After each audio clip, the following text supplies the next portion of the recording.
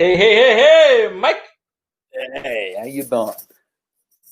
I'm doing great, sir. That match we just posted has been like gangbusters. I know, People right? are fucking loving it.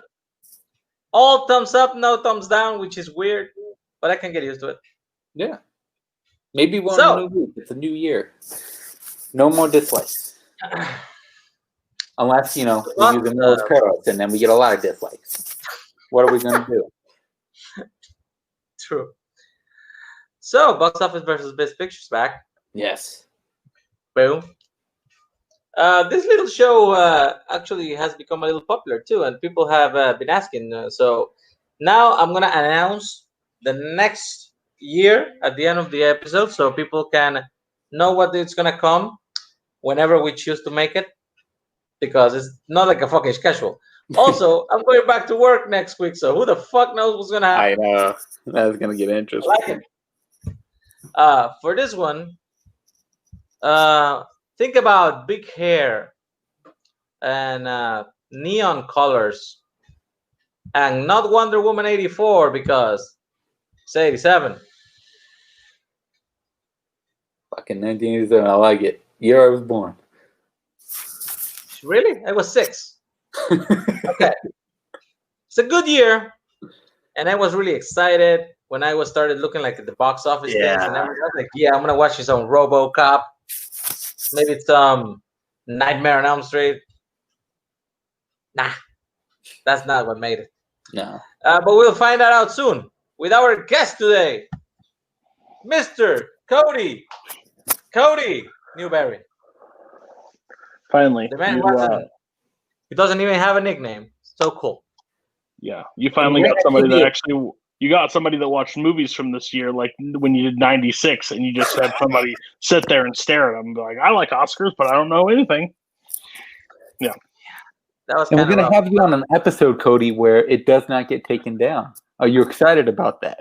Yeah, I'm pretty excited about that. I'm going to be on the YouTube platform, so that's kind of cool instead of that other one that you have to release our stuff to. No, I think we cracked it, though. I think we cracked it. We did one live, and we had 2 viewers. Yeah.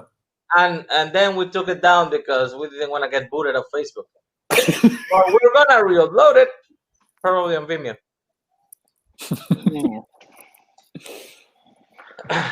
So you watch a lot of the movies from this year? So I marathon this year. Last year, I did about 30 of the big ones that I haven't seen before. So I did that the same with 96. But yeah, once you look at like what was released in 87 and then what was like up for awards and what won Best Picture and stuff, it's just a real confusing year. Yeah. If you think about it, like it's one of the first years not like one of the Oscars that I pay attention to. That I'm like, when I was watching them, I'm like, so this wasn't nominated. This was what? And even the box office makes no sense compared to what actually released that year. It's one of the weirdest years in film for me. The worldwide thing that I decided to go with the box office, it's weird. Sometimes it actually changes the movie from the United States. Sometimes it doesn't. But this year in particular, it's weird. It's a weird selection. No RoboCop, which I'm disappointed. Yeah, that's fucking crazy. Also, I had noticed something else. Like in the 80s and 90s, some of the movies like flip from one side to the other. Yeah. Which kind of makes sense because, like, hey, this movie is gonna get an award. A lot of people went to see it. After like 2010, fuck no. It's like these are all the 8 movies we have for Best Picture, and there's like you go 8 deep in the box office and nothing crossover. It's all fucking MCU. So this one does have 2 movies that cross over, and we're gonna talk about the first one right now. Moonstruck. A movie that was well received in the box office and the awards. Has Nicolas Cage in it. Mike, what do you think about Moonstruck? I enjoyed it. It's a pretty good fucking movie. Moonstruck. Nicolas Cage is fucking great. Like, even if the movie is shit, Nicolas Cage ups it because that dude gives 110% every fucking movie. Doesn't matter what he's in. And this is one of his less ridiculous movies, which he plays it pretty fucking straight throughout, with the exception of, some parts. But yeah, I enjoy this movie. This movie was fun. What do you feel about this, Cody? Oh, you're muted. I'm always muted. It's not bad by any means. It's a good movie. It is a good movie. It just didn't deserve its praise that it got. I think it's like a middle of the road movie. I think Cher and Nicolas Cage are doing great in this film. But like I think a supporting actress won in this year for this movie. Olympia Dukakis? Yeah, I think she's fine, but I don't think it's like mind-blowing of this year. So it's just like this weird one that it hit both sides, which I understand you put Cher in a movie. Back then, it will probably drive enough people to the box office to go see Cher. But yeah, I just didn't understand the entire like over love for this movie in both sides. So it was kind of weird to see it. But no, it's not a bad movie by any means. It's a fine movie. I feel the same. It was kind of funny. Nothing any really memorable to me. Kind of fucked up. Nicolas Cage with the hand shit is amazing though. That was great. Yeah. I'm pretty sure that wasn't in the script, and he just made up the hand thing. He did. Yeah, 100%. Yeah. Also, yeah, this movie is kind of like that like quirky family comedy that has dramatic tones, and people fucking dig that shit up. It's the same like My Big Fat Greek Wedding. Like people told me that was the best thing since sliced bread. That movie's just fine. Just fine. So, ratings time. Mike, how many VHS tapes do you give this shit? I'll give it 3. Okay. So I think, yeah, I'll give it 3 too. Cody, out of 4, what do you feel? I gave it 3.5 on Letterboxd. 3 fine with me. 3 2.5. So I'll have to go with 3 with you guys. Again, not an offensive movie by any means. Very agreeable. I just feel bad for the husband that traveled to. Oh yeah. You got the shit out of stick out of that one. Well, I mean, then they'd say like, oh well, I don't want to marry you. I can't because of blah blah blah. Okay, well, good because she's fucking your friend. So no problem. I'm fucking your brother. Burn. Okay. I'm still in the family. Actually, this year we had 2 movies that crossed over. So this one is also in the box office. This is what the second most box office. Well, I don't know English. The most successful film of the year, and also nominated for Best Picture. It was Fatal Attraction. Michael Douglas, Glenn Close, Adrian Lynn directing. What do you think, Cody? This is Gen Z porn. I'm gonna be honest with you. No, not as bad. Like, there's movies that are like, there's definitely movies out there that are worse. But this one is just like, Glenn Close is a psychopath. She deserved an Oscar for this. And I know me and Nazario have had this conversation about this movie, that there's apparently some other ending or something different. I saw what I saw. So when based on it, it's a fine movie. She's crazy. It's got that thrilling moments. I think Glenn Close, of people that are up for Oscars, should have won maybe for this one, because she completely like changes her entire like.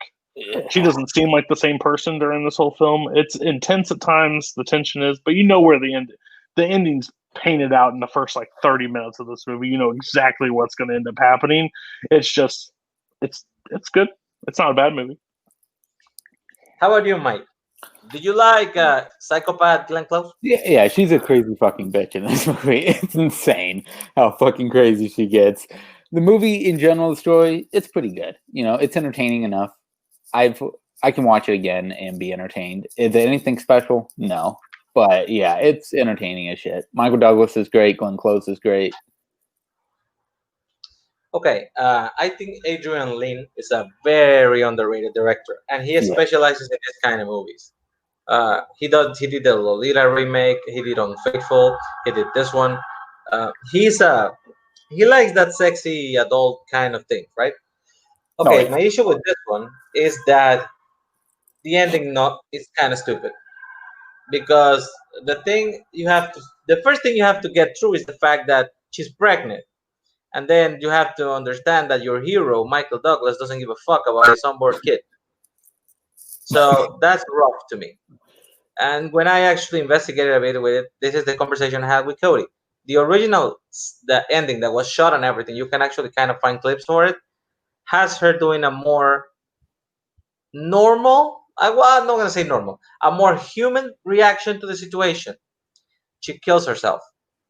Being pregnant, she kills herself. She commits suicide in the tub, and she leaves evidence to point out to Michael Douglas. So he basically gets blamed for her murder, and that's her ultimate revenge. That's a good ending for this movie. If that was the ending for this movie, 3.5 VHS tapes. Since they cut it out and put this shit in, I'm gonna go first here and say 2.5 VHS tapes. Fair. Cody, what do you feel? You're muted.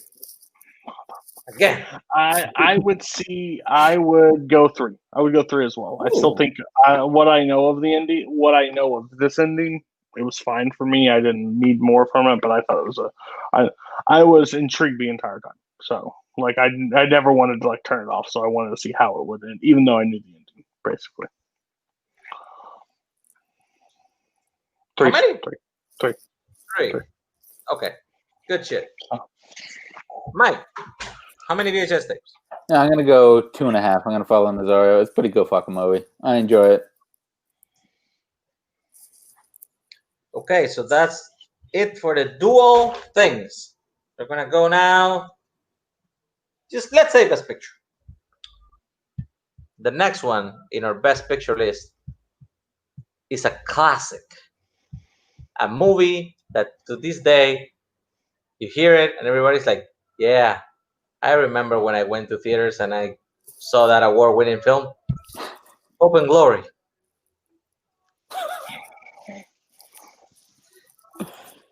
I watched this movie recently. It's fine. I mean, it's not bad, but it's fucking boring. I mean, it's World War II in London, and it's all through the eyes of a kid.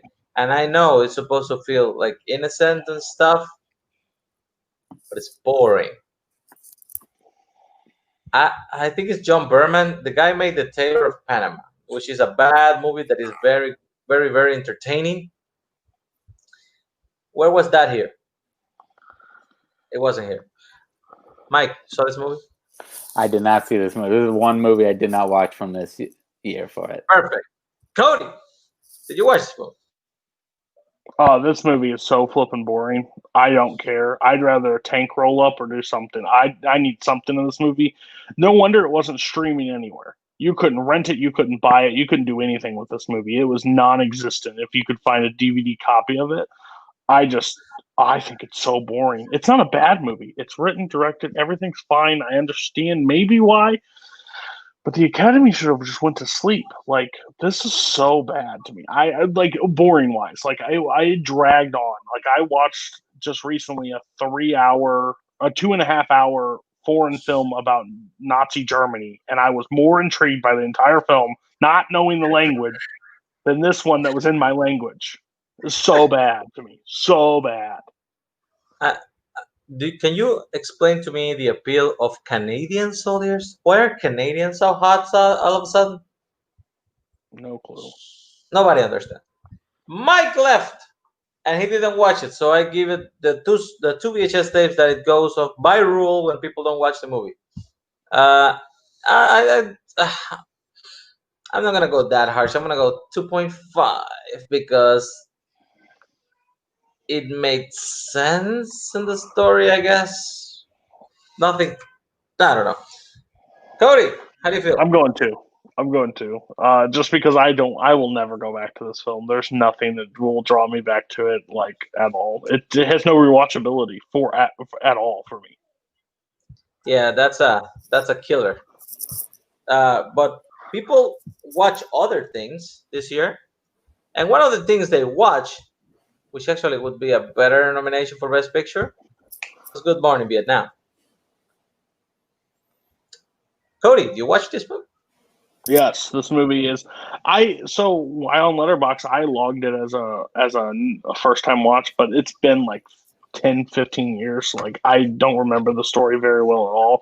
But Robin Williams is just perfection. I think this man is just. It's kind of weird because there's a movie I watched recently that this doesn't hold up anymore. It doesn't make this sound good, but he's like your favorite uncle that you shows up and you see. He's just instant joy on screen, and this movie is so much fun around a Vietnam conflict that you're like, what the hell's going on? His back and forth, it's just what he was meant to do, is just spitball and just go, and he was the perfect person to play this character, like 100%. It could go up on rewatches if I watch it again. I think it's so good. I haven't watched this movie in a long time, but I have fun memories of it. I just think there are two like sticking points from it that make me say it's less than maybe less than perfect, and maybe don't fly well with me. One, spoilers for a movie from 1987, is that the guy from the Vietnamese guy that he befriends is so fucking obviously the guy fucking up everything for the Americans. Like it's so transparent. The guy literally pulls him out of a building that is about to explode, Yeah. and we're supposed to not be suspicious of the guy for like the next hour of the movie. And when he goes like, "It was me," everybody's so fucking shocked. Come on, come on. Other than that, the one moment where he's supposed to broadcast and entertain the people in the traffic accident they had, a little unnecessary, but I get it. You just wanted to show off that you had Robin Williams, so good for you. Mike, what do you feel about this movie? I love this movie. I agree with Cody. Robin Williams is fucking incredible, and this is one of my favorite performances by him. And I love it because this is a lot like Dead Poet Society with his character, where he mixes the humor with dramatic. And that first half is all him being comedy, but the moment he figures out what exactly is happening when he sees it himself, you see that change in him, and it works because he still keeps the comedy there, but he puts some truth into what he's saying. And I just love the hell out of his performance. It's a great fucking movie. I do think that Robin Williams' performance surpasses the movie overall, but it's a very solid movie. You know what is a great fucking 80s Robin Williams movie? Popeye. Watch that shit. Cody, rate this movie. Mute. I know. I just have to. I was thinking three. I would say 3.5. 3.5. VHS tapes. Yeah, I could see it definitely going to a 4 pretty quick. Mike, what do you say? Oh, I'm going for VHS tape. It's a great fucking movie. Where did I? Okay, here it is. 3.5 plus. I'd say. I hate to be that guy, but I'm going 3. Damn. I mean, it's not just not my jam, and I really hate the fucking thing with the Vietnamese guy. But other than that, pretty solid movie. Okay. Next, we're going. Yeah, back to Best Picture. Okay. The next one is a movie so epic, Oh no. so all-encompassing, so long that I didn't watch it. The Last Emperor. I skipped it, so I'm out of this one. Mike, tell us why this is your favorite movie. It's just so fucking boring. It's so fucking long, and it doesn't need to be. I get it. It's about his life as the last emperor. Fuck, make it entertaining. Make something happen in it. It's just like the acting's alright, but other than that, it's just nothing. Like I could take bigger shits and be entertained than this goddamn movie. It could have been an hour and a half and probably more entertaining to me. But it's just way too fucking long. Like, goddamn. Yeah. You know, for the longest time, I thought this movie was condon. I guess it wasn't. Cody, did you actually sit through and watch this? Yes. And you want to know where you can cut? The beginning. Like the first hour you can take off this movie and you lose nothing. Nothing. It's so Oscars back here just was like, if you're long and you're historical, you got a shot. Because literally, this movie is it shot well? Sure. If it's acted, fine. But the story is so boring. It's just, I remember looking, I never really checked the time, but I checked the time on this one, and it was like an hour in, and I felt like I sat there for 3. I was just like, what is going on? Last Emperor, I was like, I thought we were really going to see his entire life play out. Like from start to finish, like from born to nut, because it seemed like it took 90 years. It was insane. In real time. In real time. In real time. Yes, I thought I was watching Boyhood. But it was so long. So, this was actually the winner for the year. This is the movie best picture. I have some other arguments about that. It's insane. I'm going to go ahead and put my 2 because I skipped it. So, Mike, how much do you give it? I never go below 2, so it's a fucking 2 for me. It's a fucking movie. Okay. And Cody? 1. Damn. I'm saying the fact, if you look at these nominees and how some movies weren't nominated is absolutely comical. The Untouchables was not nominated at all for Best Picture. Also didn't make box office. Exactly. What? Weird. Oh, man. It's so weird. Maybe people just like to touch. Okay. The next movie. Beverly Hills Cop 2, the third most successful movie in box office of that year. I don't get this series. I just feel like I think the first one's fine, and they just keep getting worse. Like, this is worse than the first one, and the third one is just straight up shit. Some people are talking about bringing this back. Why?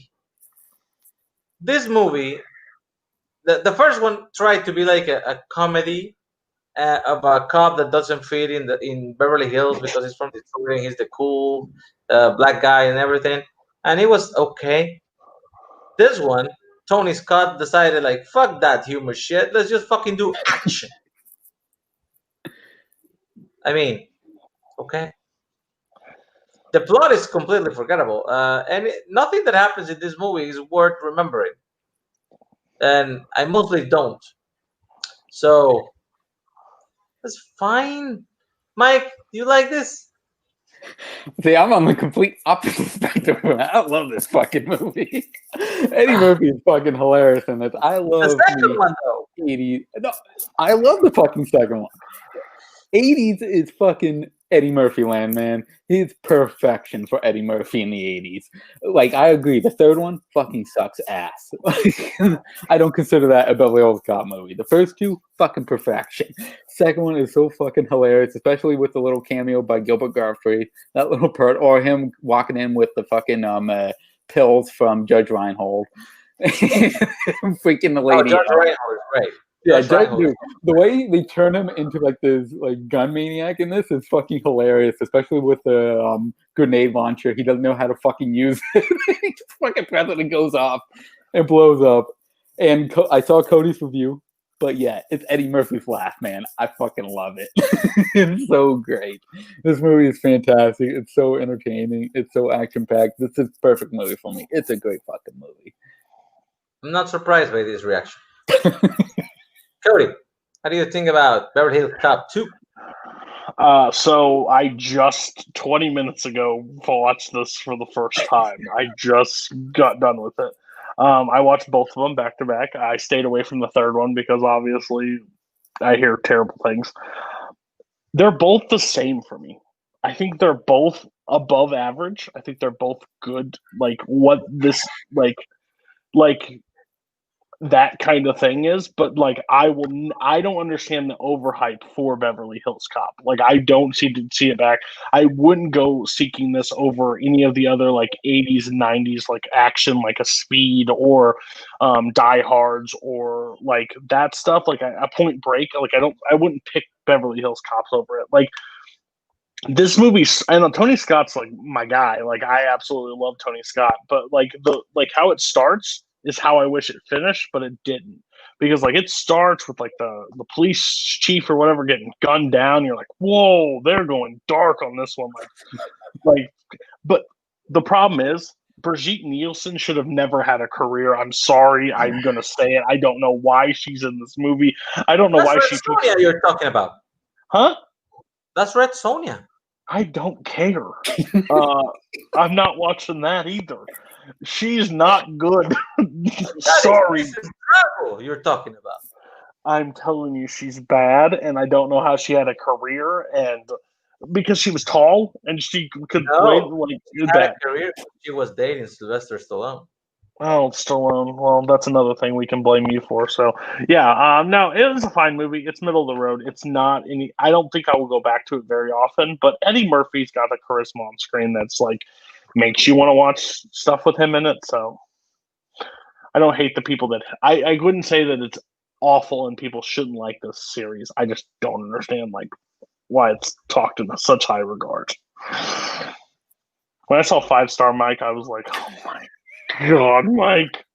I mean, it's hard. It's hard to disappoint you, but Actually, no. It's pretty. we'll just put. If Eddie Murphy was a cartoon, it'd probably go down to a 3-star. And it's a movie, so.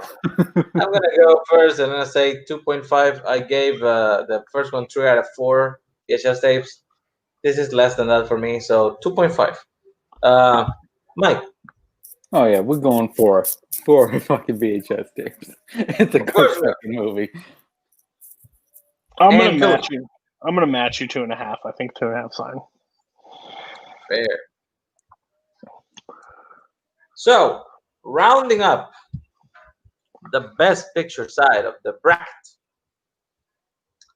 we got one more. We got, I think it's Caleb Boatsman's Top Something movie. Broadcast News. Have you seen this movie, Mike? Yes, I have. I just watched it recently, actually, and I enjoyed the hell out of it. It's a good fucking movie. The 3 leads, William Hurt, Albert Brooks, and Holly Hunter, they're all great together. They have fucking chemistry up the wazoo. Albert Brooks is fucking hilarious in this.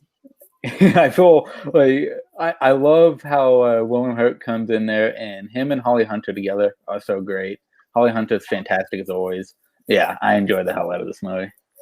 She's as natural in this movie that I feel like she's playing herself. Yeah. The same goes for the other two. The main story with the main 3 characters in this one, I feel, is actually pretty good. My issue comes more with the ending, and people have talked to me about it, and I guess I just read it differently. Basically, well, I'm gonna go Cody first, and then I'm gonna spoil the ending for people who haven't seen a movie from 1987. Cody, you like this movie? This movie's is pretty much perfect. I think. I mean, I work daily with Albert Brooks. His name's Caleb Boatman.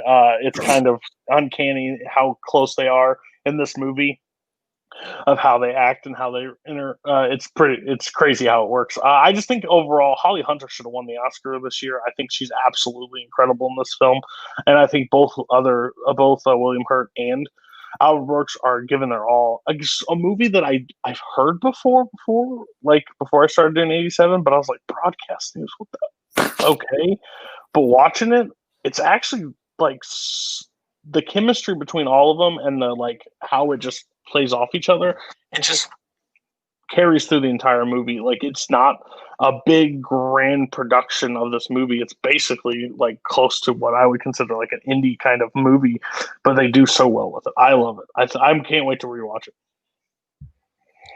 My problem, like I said, is the ending. I think this is a very 80s thing, but they do a time jump after basically Albert Brooks goes to her, which is okay. The part in the airport, it's perfect. People say that she was looking for an excuse to just not go with William Hurt. And that's not it. She is such a stubborn person that she refuses to change her ways for no reason. And the thing he did is something that completely goes against her principles. And I really Yeah. get that. And he goes believing that she was just looking for an excuse. But then they show us the scene on the taxi cab where she says to the guy, like, take whatever route you have. And then she immediately corrects him, like, you know what, but this is faster. Because that's what she is. That's perfect. But then they do the fucking time jump. And then in the time jump, the other guy is getting main anchor. He has a beautiful wife. He has a family. Albert fucking Brooks has a kid, Yeah. and he's doing fine. And she's doing great in her job, but she hasn't settled down. She hasn't gotten married. She has a boyfriend that they never mention, and it kind of like one of those things. Like I read it, to me. It read like, if you're a woman in the '80s and you want to be successful, you cannot have both. You have to choose.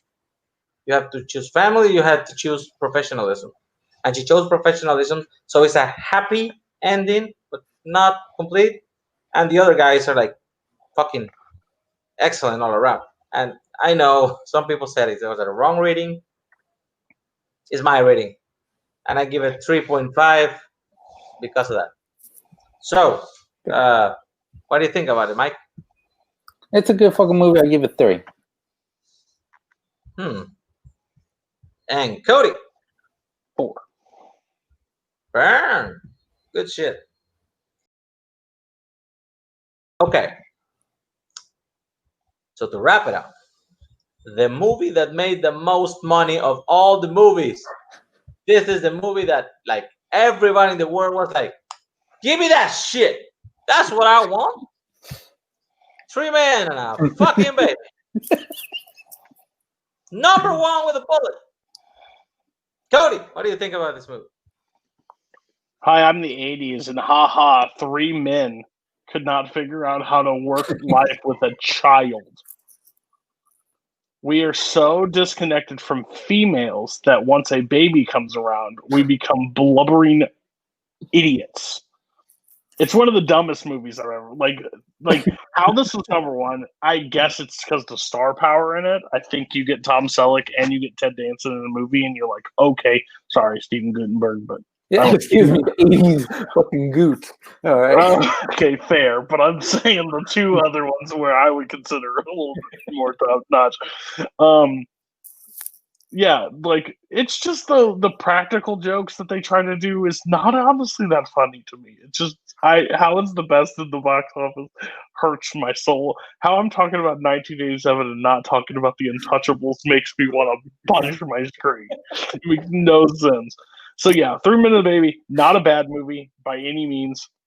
It's your standard 80s comedy that just it's throw mama from the train. It's those kind of like humor stuff that it's fine, it works, but gosh, It's hilarious. It's stupid hilarious how you concept. keep mentioning movies that Mike gives 5 stars to. Mike, how do you feel about 3 Men and a Baby? Look, is it ridiculous? Yes. Is the story dumb as shit? Yes. But it has the goot. I fucking enjoy the shit out of it. Okay. I really do. It's a pretty good fucking movie. I don't love this movie by any means, but it is a fucking entertaining movie. I saw this movie as a little kid, and I fucking loved it. And I still watch it to this day. It still entertains the shit out of me. Those 3 together are hilarious. Yeah, it's like I said, the story is fucking dumb as shit. It makes really no sense, but I don't care. It's so entertaining. I saw this movie when I was a kid too, and I thought it was funny. And then when I was a teenager, a sequel came out called 3 Men and a Little Lady. And I saw it and I was like, wow, that was stupid. I wonder if the original was just as stupid, or maybe I'm just misremembering, and I went back to it. It's not as stupid, but it is stupid. And fucking yikes, man. A baby. What do we do now? Like, how do we do diapers? How do we do milk? Oh my god, this is so fucking hard. Fucking idiots. These men, honestly, for acting that way around the child, should literally be sacrificed at the end because you literally can't handle a basic need. Just take them And out back. why is never addressed why she leave the baby in the first place? She comes back and she picks up the fucking baby and she's like, "Thank you." Why? What about the drugs too, man? What the fucking package with the fucking oh Jesus, man, this is so moronic. Leonard Nimoy directed this. What? What?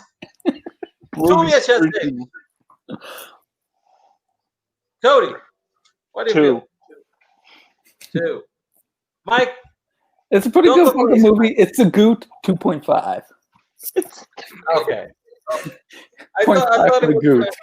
I literally said Tom Selleck and Ted Danson. He goes, "Dang, and you put some respect on Gutenberg's name." It's a fucking mainstay of the 80s. And now for the results, I'll do the math. You guys vamp. How do you like to vamp, Cody? Vamping. I love different kinds. I like speed vamping. I kind of like to slow down and vamp sometimes. You know. Do you like to Goot vamp though? That's a question. Ooh, it's honestly my favorite. What's your favorite Gutenberg movie? Oh. You know what? I would say it's between Police Academy and Cocoon. Fuck it. Which Police Academy though? The first one. I love the first one. Yeah, the first one's good. Show me the thigh. Show me the thigh. What the fuck was that? It was fucking great. That was what it was. Okay. And your winner. Wait, shit, I didn't even put the fucking picture. Give me a second. And your winner with a score of 43-39, which is closer than I actually expected.